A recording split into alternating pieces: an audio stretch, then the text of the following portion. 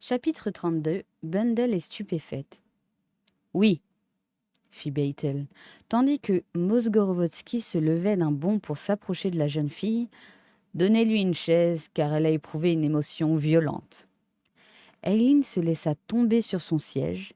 Elle se sentait tout étourdie par la surprise. Beitel continua à parler de la manière calme qui lui était habituelle. Vous ne vous attendiez pas à me voir, Lady Eileen. Il en est de même de quelques-uns de ceux qui sont assis autour de cette table. Mr. Mosgorovodsky a été, en quelque sorte, mon lieutenant dans toute cette affaire, et il a été constamment au courant de tout. Mais la plupart de nos autres affiliés ont reçu des ordres de lui. Bundle continuait à se taire. Elle était, chose absolument extraordinaire pour elle, muette d'étonnement. Beitel parut comprendre son état d'esprit et lui fit un signe de sympathie. Puis, il reprit. Vous serez obligée, Lady Eileen, de vous défaire d'une ou deux idées préconçues.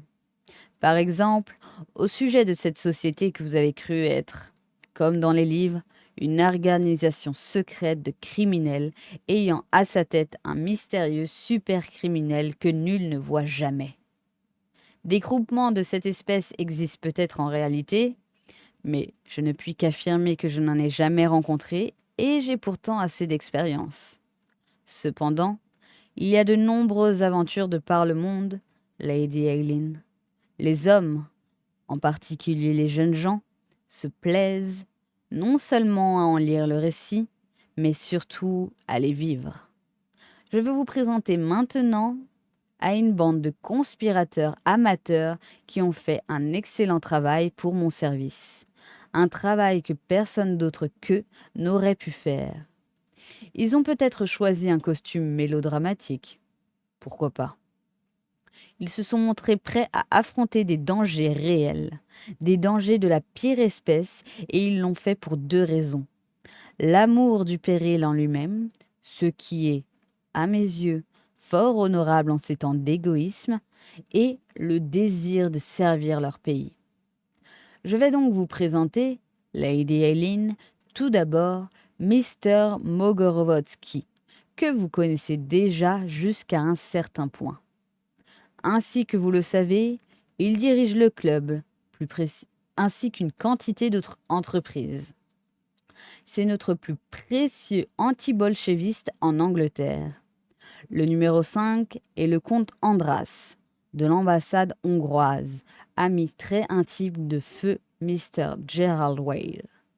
Le numéro 4 est Mr. Hayward Phelps, journaliste américain qui a une grande sympathie pour les Anglais et qui possède un flair incomparable. Le numéro 3, il s'interrompit en souriant, et Bundle, stupéfaite, reconnut Bill Eversgley. Le numéro 2, reprit Beitel d'une voix plus grave. Le numéro 2 n'est plus. Sa place était celle de Mr. Ronald Devereux, un galant homme qui est mort pour son pays. Le numéro 1 était Mr. Gerald Wade, un autre homme à l'âme généreuse dont le sort a été semblable. Sa place a été prise, malgré de fortes craintes de ma part, par une dame qui nous a prouvé qu'elle était capable de la bien remplir et qui nous a apporté une grande aide. Le numéro 1 fut le dernier à lever son masque et Bundle ne fut pas très étonné de contempler le beau visage de la comtesse Ratsky. « J'aurais dû deviner, » fit-elle avec un peu d'humeur, « que vous saviez trop bien personnifier la belle aventurière pour en être vraiment une. » Mais vous ignorez encore ce qu'il y a de mieux dans cette plaisanterie, dit Bill. Bundle, la comtesse Ratsky, c'est Babe Saint-Maur. Vous vous souvenez que je vous ai dit qu'elle était merveilleuse actrice. Elle a prouvé que mon opinion était exacte. Peut-être, déclara Miss Saint-Maur avec la plus pure intonation nasale. Mais je ne suis pas eu à être un grand mérite, car Popa et Moma étaient organitaires d'Urpurup et je n'ai pas de peine à attraper l'accent. Pourtant, j'ai failli me trahir à l'abbaye lorsque j'ai parlé de jardin. Elle s'interrompit, puis reprit brusquement. Ce que j'ai entrepris n'a pas été pour moi une plaisanterie. J'étais presque fiancée à Ronnie, et lorsqu'il a été tué, j'ai voulu faire tout ce que je pouvais pour démasquer le misérable qui l'avait assassiné. Voilà tout. Je suis complètement désorientée, fit Bundle. Tout est si différent de ce que je croyais. C'est pourtant fort simple, Lady Eileen, expliqua le surintendant Battle. Au début, les jeunes gens voulaient simplement s'amuser un peu. C'est Mr. Wade qui, le premier, est venu me trouver. Il m'a proposé la formation d'une bande qui prêterait un peu son aide au service secret. Je l'ai prévenu que cela pouvait être dangereux, mais il n'était pas de ceux qui font entrer en ligne de compte une crainte comme celle-là. Je lui ai dit nettement que tous ceux qui voudraient s'affilier à cette organisation devraient se pénétrer de l'idée que leur vie était en péril. Mais cet avertissement n'était pas de nature à retenir les amis de Mr. Wade. Voilà comment les choses commencèrent. « Mais quel but cherchiez-vous à atteindre ?» demanda Bundle. « Nous voulions arrêter un homme. Nous le désirons beaucoup. Or, ce n'était pas un criminel vulgaire et il opérait justement dans le milieu auquel appartenait Mr. Wade. C'était un émule de Raffles, mais infiniment plus dangereux que Raffles lui-même. Il recherchait les grosses affaires, surtout les affaires internationales. 2 fois déjà, des inventions secrètes importantes ont été dérobées et, manifestement, par quelqu'un qui possédait, à ce sujet, des renseignements circonstanciés. Des professionnels avaient essayé, ils avaient échoué. Alors, les policiers amateurs essayèrent à leur tour, et ils ont réussi. Ils ont réussi ? Oui, mais pas sans y laisser des victimes. L'individu était dangereux. Il a tué 2 hommes sans en être inquiété. Mais les 7 cadrans se sont obstinés et, comme je vous l'ai dit, ils ont atteint leur but. Grâce à Mr. Eversgley, le misérable a été pris en flagrant délit. « Mais qui était-ce » demanda Bundle. « Est-ce que je le connais ?»« Vous le connaissez fort bien, Lady Eileen. Il s'appelle Jimmy Tessinger et il a été arrêté cet après-midi. » Chapitre 33. Battle donne des explications. Le surintendant s'installa confortablement sur son siège et commença posément à tout expliquer. Pendant fort longtemps, je ne l'ai pas moi-même soupçonné. Ce sont les dernières paroles de Mr. Devereux qui m'ont fourni un premier indice. Bien entendu, Lady Eileen, vous avez cru que le mourant voulait faire dire à Mr. Tessinger qu'il avait été tué par l'ordre des 7 cadrans. Mais moi, je savais qu'il n'en était rien. Au contraire, Mr. Devereux voulait faire prévenir les 7 cadrans. Et ce qu'il désirait nous communiquer concernait Mr. Tessinger. L'idée que celui-ci était coupable paraissait invraisemblable, car Mr. Devereux et Mr. Tessinger étaient très liés. Mais je me suis rappelé autre chose. Les vols dont nous recherchions l'auteur devaient avoir été commis par quelqu'un qui, sans faire partie du Foreign Office, était en situation de connaître les nouvelles qui y parvenaient. De plus, je ne pouvais comprendre d'où Mr. Tessinger tirait ses revenus. Son père ne lui avait laissé qu'une fortune modeste et, pourtant, il vivait sur un grand pied. Je savais d'autre part que Mr. Wade était fort troublé par une découverte qu'il venait de faire. Bien que sûr d'avoir trouvé la bonne piste, il ne s'était confié à personne. Il avait seulement dit à Mr. Devereux qu'il se sentait sur le point d'aboutir, et cela juste avant qu'ils ne partent tous les deux pour ce fatal week-end à Chimney. Ainsi que vous le savez, Mr. Wade est mort. En apparence, parce qu'il avait absorbé un narcotique trop puissant. Cela paraissait vraisemblable, mais Mr. Devereux n'accepta pas un seul instant cette explication. Il était convaincu que Mr. Wade avait été fort habilement mis hors de combat et que l'un des hôtes de la maison devait nécessairement être le misérable que nous cherchions tous. Je crois qu'il a même été sur le point de communiquer cette pensée à Tessinger, qu'il ne soupçonnait certainement pas alors, mais un instinct l'a retenu. Ainsi, il a obéi à une impulsion assez étrange. Il a placé 7 pendules sur la cheminée et a jeté la 8e par la fenêtre. C'était là un symbole. Mr. Devereux voulait signifier ainsi aux criminels que les 7 cadrans vengeraient la mort de l'un de leurs membres. Puis, il a épié toutes les personnes présentes dans l'espoir que l'une d'elles se trahirait. Mais est-ce bien Jimmy Tessinger qui empoisonna Jerry Wade? Oui. Il avait mêlé le poison à un whisky et soda que Mr. Wade but au rez-de-chaussée avant de monter se coucher. Voilà pourquoi le malheureux jeune homme se sentait déjà tout étourdi lorsqu'il écrivait à Miss Wade. Alors, Bower, le valet de pied, n'était pas coupable? Interrogea Bundle. Bower était l'un de nos agents, Lady Eileen. Nous supposions que notre voleur cherchait à pénétrer le secret de l'invention de R.N. Berhard et nous avions fait entrer Bower dans la maison pour le surveiller. Malheureusement, il ne lui a pas été possible de faire grande chose et Tessinger a pu verser impunément le poison. Plus tard, lorsque tout le monde fut endormi, il mit un verre et une bouteille vide de chloral au chevet de Mr. Wade. J'ignore l'effet qu'ont produit sur lui les 7 cadrans rangés sur la cheminée, car il n'a rien laissé voir à Mr. Devereux. Toutefois, j'imagine que de temps à autre ce souvenir a dû lui faire passer des instants d'angoisse, et je crois qu'il s'est méfié ensuite de son ancien ami.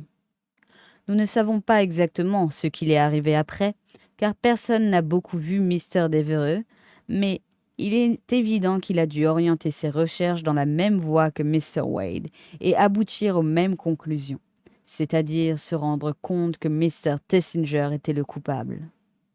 J'imagine aussi qu'il a été trahi de la même façon. Que voulez-vous dire? Par Miss Lorraine à laquelle Mr. Wade était toute dévouée. Je crois qu'il comptait l'épouser, car elle n'était pas véritablement sa sœur. Mais elle subissait complètement l'influence de Tessinger et lui obéissait aveuglement. Elle lui a répété tout ce que lui avait été dit. Plus tard, elle a dû séduire aussi Mr. Devereux et il l'a sans doute mise en garde contre Tessinger. C'est pourquoi il a été également réduit au silence et il est mort en essayant de faire connaître aux 7 cadrans le nom de son assassin.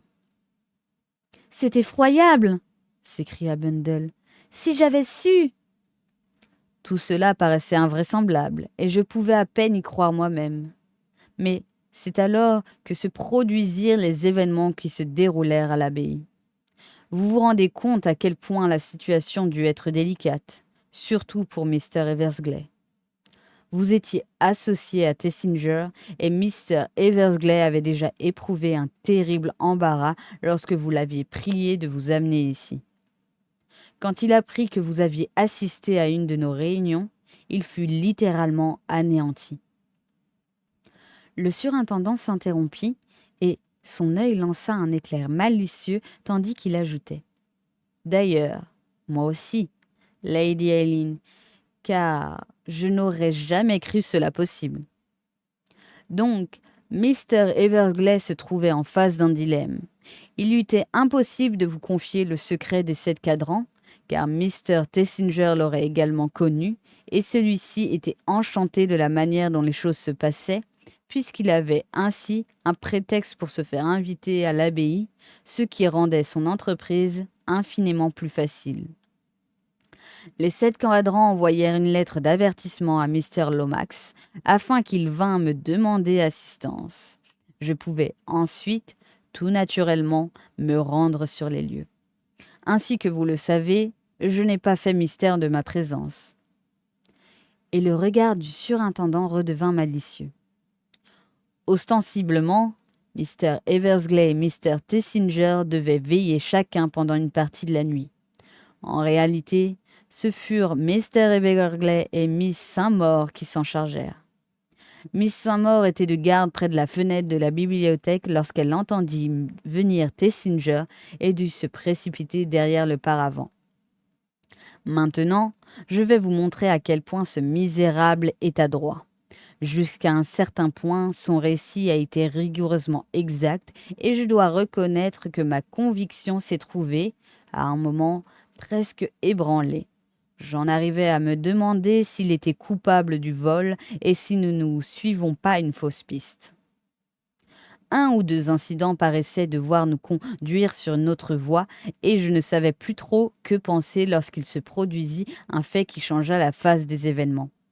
Je découvris dans la cheminée le gant calciné et j'y remarquai des traces de dents. Alors, j'eus la certitude d'avoir deviné juste, mais, sur ma parole, cet homme est très fort. Que s'est-il donc passé? Fit Bundle. Écoutez, afin que je vous montre comment je me suis arrivé à reconstituer toute l'affaire, pour commencer, Tessinger et Miss Wade étaient complices et ils avaient rendez-vous à une heure déterminée. Miss Wade est venue dans sa voiture, a traversé une haie, puis s'est approchée de la maison. Elle avait préparé une fable, fort plausible, pour le cas où quelqu'un la rencontrerait et elle l'a ensuite récitée. Elle arriva sur la terrasse juste après que l'horloge eut sonné 2 heures. Mes hommes l'avaient vue entrer dans le parc, mais ils avaient l'ordre de n'arrêter aucune des personnes qui entreraient, mais seulement celles qui tenteraient de sortir, car je désirais recueillir autant de preuves qu'il en était possible. Au moment où Miss Wade atteignit la terrasse, un paquet tomba à ses pieds et elle le ramassa. Puis, un homme descendit d'un des étages et se servant du lierre, et la jeune fille partit en courant. Qu'est-il arrivé ensuite? La lutte? Les détonations? Bien entendu, tous les habitants de la maison ont gagné le théâtre de l'action et Miss Wade aurait dû pouvoir quitter le parc en emportant les documents. Mais, en réalité, les choses ne se sont pas passées ainsi, car elle s'est précipitée dans mes bras et, à ce moment, le décor a changé. De l'attaque, Mr. Tessinger et elle sont passés à la défense et c'est alors qu'elle m'a donné les explications qu'elle avait préparées et qui étaient parfaitement vraisemblables. Un détail pourtant m'a frappé tout de suite en ce qui concernait Tessinger. La blessure de son bras ne pouvait avoir causé son évanouissement. Donc, ou il était tombé et avait éprouvé un choc cérébral, ou il avait feint de perdre connaissance. Miss Saint-Maur nous fit, à son tour, un récit qui concordait parfaitement avec celui de Tessinger, sauf sur un point. Elle nous déclara que lorsque les lumières furent éteintes et que l'arrivant s'approcha de la fenêtre, il y demeura tellement immobile qu'elle crut qu'il avait quitté la pièce. Or, on entend facilement une respiration si l'on y prête attention. Supposons alors que Tessinger soit réellement sorti. Où était-il allé? Sans doute, il grimpa, toujours en se servant du lierre, jusqu'à la fenêtre de Mr. O'Rourke qui avait bu dans la soirée un verre de whisky et soda auquel un narcotique fut ajouté. Tessinger a dû ensuite s'emparer des papiers, les jeter à Miss Wade, redescendre et improviser la scène de la lutte. Quand on y réfléchit, cela lui était facile. Il n'a eu qu'à renverser les meubles, à parcourir la pièce en trébuchant, à parler d'abord avec sa voix naturelle, ensuite d'un ton rauque. Puis, comme dénouement, il a tiré 2 coups de revolver. D'abord, il s'est servi du pistolet automatique Colt qu'il avait acheté ouvertement 2 jours auparavant. Ensuite, de sa main gauche gantée, Il a retiré de sa poche un petit revolver Mauser et a traversé d'une balle la partie charnue de son bras droit. Puis, il a jeté le revolver à travers la porte-fenêtre, a arraché son gant avec ses dents et l'a précipité dans le feu. Lorsque je suis entré, il était évanoui sur le plancher.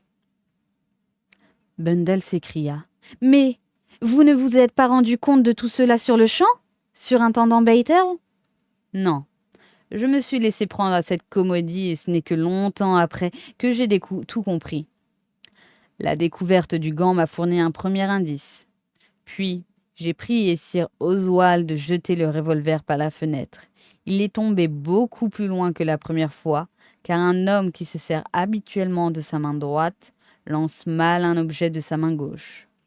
Toutefois, même à ce moment-là, je n'avais qu'une très vague soupçon de la vérité. Cependant, j'étais frappé par un détail. Les documents avaient manifestement été jetés pour être ramassés par quelqu'un. Si la présence de Miss Wade était accidentelle, à quelle personne était-il destiné? Pour ceux qui connaissaient mal la situation, la réponse paraissait évidente. C'était la comtesse. Or, moi, je le savais insoupçonnable. Que fallait-il conclure? Que le paquet avait été ramassé par celle qui devait le recevoir. D'ailleurs, en réfléchissant, il me paraissait invraisemblable que Miss Wade fût ainsi arrivée juste à point. « J'ai dû vous embarrasser beaucoup lorsque je vous ai exprimé mes soupçons au sujet de la comtesse, » dit Bundle. « En effet, Lady Eileen, et j'étais obligé de vous mettre sur une fausse piste. Mr. Eversgley aussi s'est trouvé dans une situation difficile au moment où Miss Saint-Maur revenait à elle, car il se demandait ce qu'elle allait dire. « Je comprends son angoisse, » fit Bundle en riant, « et aussi la raison pour laquelle il la suppliait de ne rien dire avant d'avoir complètement repris connaissance. » « Voilà donc où j'en étais, » reprit Braytel. « Je soupçonnais Tessinger, mais je n'avais pas la preuve absolue. D'autre part, lui aussi était inquiet car il se rendait vaguement compte qu'il luttait contre les 7 cadrans, mais il ne voulait savoir qui était le numéro 7. Il s'est fait inviter chez les Coote parce qu'il croyait que c'était Sir Oswald. « Je l'ai cru également, » interrompit Bundle, « en particulier lorsqu'il est arrivé dans le jardin, la nuit, à l'abbaye. »« Je ne l'ai jamais soupçonné, » déclara le surintendant. « Mais je vous avoue qu'il n'en était pas de même pour son secrétaire. »« Pas possible !»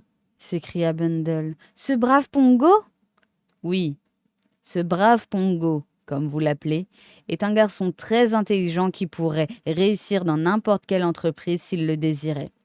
Je le suspectais d'abord parce que c'était lui qui avait placé les réveils dans la chambre de Mr. Wade. Il aurait pu y apporter aussi bien la fiole et le verre. De plus, il est gaucher et le gant l'aurait fortement accusé sans une circonstance qui le mettait hors de cause. « Laquelle ?»« Les marques de dents. Seul un homme qui ne pouvait se servir de sa main droite avait pu être obligé de déchirer le gant avec ses dents. »« Et Pongo ne fut pas inquiété ? » ?»« Non, je suis certain qu'il serait fort étonné s'il savait qu'il avait été soupçonné. »« Voyons, » fit Bill, « un garçon sonalène et borné comme Pongo ? Comment avez-vous pu jamais croire ? » Si nous en venons là, Tessinger paraissait être un jeune homme inintelligent et frivole, donc l'un d'eux jouait un rôle. Quand je fus certain que c'était Tessinger, je jugeais intéressant de connaître l'opinion de son camarade de collège à son égard. Bateman s'était toujours méfié de lui et il avait fréquemment dit à Sir Oswald. « C'est exaspérant !» s'écria Bill. « Pongo a toujours raison. » Ainsi que je l'ai dit, continua le surintendant, nous avions alerté le coupable. Nous devons sa capture à Mr. Eversgley qui, tout en sachant le péril qu'il affrontait, a risqué gaiement sa vie. Seulement, il ne croyait pas que vous partagiez ce danger. Lady Eileen, ignorant que l'on vous avait si habilement attiré au club. Grand Dieu, non! S'écria Bill avec émotion. Il alla chez Tessinger, ayant décidé de ce qu'il comptait lui dire. Il devait prétendre avoir reçu, tardivement, une lettre de Mr. Devereux, expédiée après sa mort, qui l'accusait, lui, Tessinger. Alors, en ami sincère, il accourait, certain que Jimmy lui fournirait une explication. Nous étions persuadés que si Tessinger était bien le coupable, il se déferait radicalement de Mr. Eversgley. En effet, Tessinger lui offrit un whisky et soda, mais il sortit de la pièce quelques secondes pendant laquelle Eversgley versa le contenu de son verre dans un vase sur la cheminée. Puis, sachant que l'effet de la drogue n'était pas immédiat, il exposa à Tessinger, tout en simulant une indignation contre une telle calomnie, le sujet de la présente lettre. Celui-ci réagit violemment, parla de vengeance. Mais quand il vit Eversgley donner des signes, bien imités, de somnolence, il jeta le masque et avec orgueil avoua tout et déclara à Eversgley qu'il était la troisième victime. Quand Eversgley lui parut évanoui, il le porta jusqu'à sa voiture dont la capote était levée. Mr. Eversgley a continué à jouer son rôle d'homme dans le coma. Dès que l'automobile eut quitté Jermyn Street, un de mes agents est entré chez Tessinger et a trouvé le whisky auquel était mêlée une dose d'hydrochlorure de mercure suffisante pour tuer 2 personnes. De plus, l'automobile a été suivie. Tessinger s'est rendu jusqu'à un club de golf où il s'est montré pendant quelques instants pour se créer un alibi. Il avait laissé sa voiture à une certaine distance. Ensuite, il est retourné en ville et il est venu ici. Aussitôt après le départ d'Alfred, il a rangé la voiture devant la maison, a fait semblant de parler à Mr. Eversgley pour le cas où vous auriez écouté, est entré dans l'immeuble et a joué sa petite comédie. Lorsqu'il a prétendu qu'il avait cherché un médecin, il a simplement fait claquer la porte, a remonté doucement l'escalier et s'est caché auprès de cette chambre où Miss Wade devait vous envoyer sous un prétexte quelconque. Bien entendu, quand Mr. Eversgley vous a vu, il a été consterné. Cependant, il a jugé préférable de ne pas bouger car il savait que mes gens surveillaient la maison et il croyait que vous n'étiez pas exposé à un danger immédiat. D'ailleurs, il pouvait toujours reprendre connaissance. Quand Tessinger eut jeté son arme sur la table et sembla sortir du club, tout péril parut conjuré.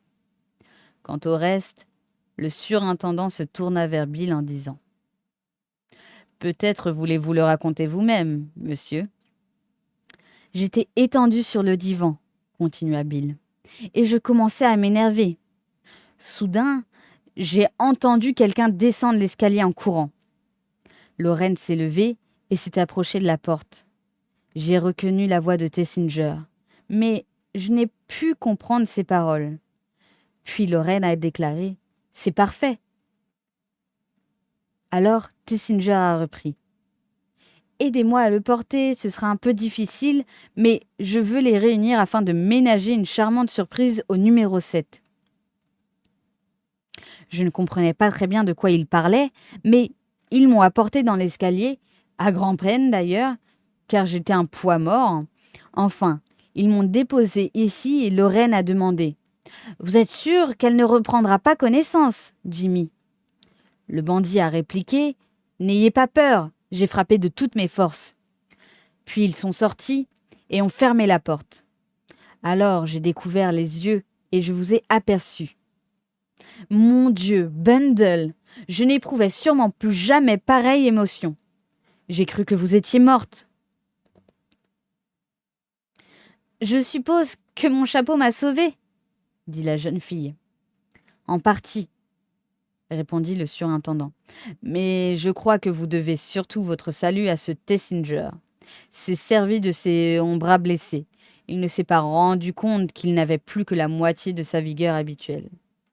Pourtant, nous ne pouvons nous en glorifier, car nous n'avons pas veillé sur vous comme nous aurions dû le faire, Lady Aileen, et c'est là un point sombre sur toute cette affaire. Je suis très robuste, déclara Bundle, et j'ai aussi beaucoup de chance. Mais je ne puis m'habituer à l'idée que Lorraine était complice de Mr. Tessinger. Elle paraissait si douce, si gentille. Ah, répondit Beitel. Il en était de même de la meurtrière de Pontonville, qui a tué 5 enfants. On ne peut se fier qu'aux apparences, elle a une hérédité funeste. Son père aurait dû, bien des fois, être emprisonné. L'avez-vous arrêté aussi? Beitel fit un signe affirmatif et continua. Peut-être ne la condamneront-on pas à la peine capitale. Les jurés ont le cœur tendre. Quant au jeune Tessinger, il sera pendu, et ce sera justice, car je n'ai jamais rencontré de criminel plus dépravé et plus endurci. Et maintenant, conclut-il, si votre tête n'est pas trop douloureuse, Lady Aileen, que penseriez-vous d'un petit repas pour célébrer ces heureux jours? Il y a un gentil restaurant tout près d'ici. Bundle acquiesça avec enthousiasme. Je meurs de faim, surintendant Beitel. Et, d'ailleurs, il faut que je fasse la connaissance de tous mes collègues. Les 7 cadrans, fit Bill. Hurrah! Il nous faut du champagne. En trouve-t-on dans votre restaurant, Beitel? Ne vous inquiétez pas, laissez-moi faire.